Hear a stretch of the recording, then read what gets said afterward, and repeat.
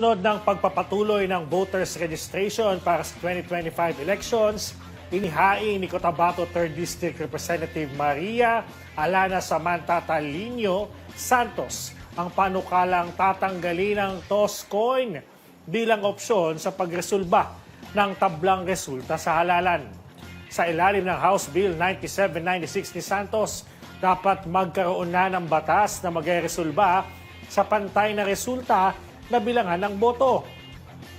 Git ng kongresista, nakakasira ang toss coin sa pagresolba ng tabla sa demokrasya at prinsipyo ng majority rule.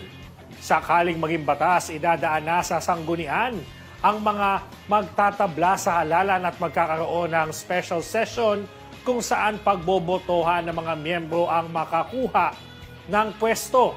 Para sa district level, tanging mga miyembro ng sanggunian ng nasabing distrito ang boboto at pagdating sa senatorial slot, pagbobotohan naman ng 23 senador ang kukumpleto sa kanilang hanay.